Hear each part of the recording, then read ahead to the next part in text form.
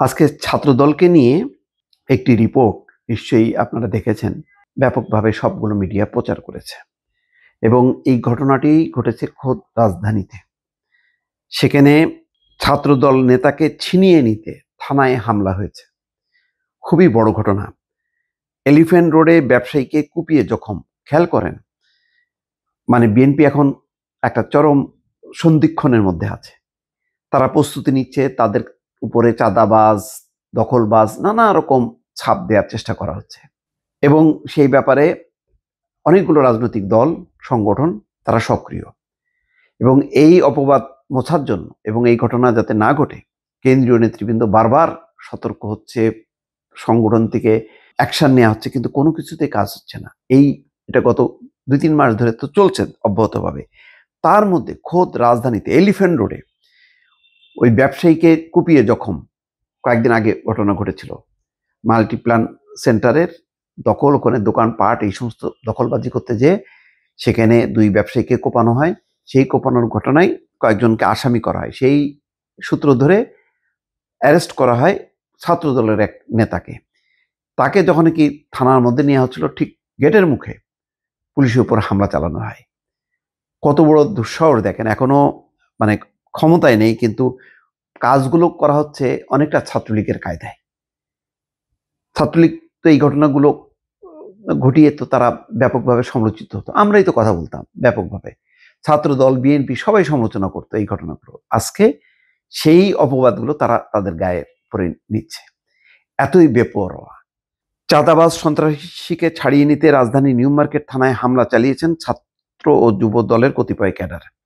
অর্ধশতাধিক দুর্বৃত্ত নিয়ে হামলাকালে পুলিশের একজন এসি সহ বেশ কয়েকজন পুলিশ সদস্য আহত হন। তবে পুলিশের কঠোর অবস্থানের কারণে শেষ পর্যন্ত তারা আসামিকে ছাড়িয়ে নিতে ব্যর্থ হন। ঘটনাটি ঘটে শুক্রবার ভোরে। এই ঘটনায় পুলিশ পৃথক মামলা দায়ের সহ জড়িতদের মধ্যে 6 জনকে গ্রেপ্তার করেছে।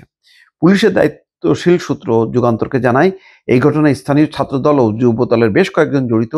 সিসিটিভি ফুটেজ দেখে ইতিমধ্যে বেশ কয়েকজনকে চিহ্নিত করা হয়েছে। যাক, ভালো যে পুলিশ কাবু হয়নি।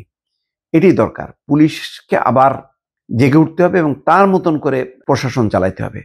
এই এখনকার যেই অন্তর্বর্তী সরকার, সে কোনো দলের না, সে হচ্ছে জনগণের। সুতরাং জনগণের পক্ষ থেকে যেটা সঠিক, নিরপেক্ষভাবে সেই দায়িত্বটাই পালন করা দরকার।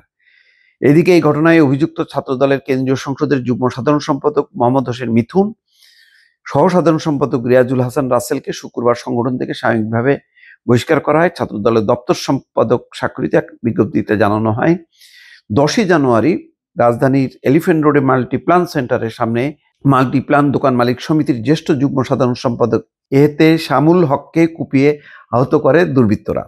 এই ঘটনায় সন্ত্রাসী গোষ্ঠী ইমন গ্রুপের বিরুদ্ধে অভিযোগ এনে নিউ মার্কেট থানায় মামলা করেন সমিতির জ্যেষ্ঠ যুগ্ম সাধারণ সম্পাদক ওয়াহিদুল হাসান।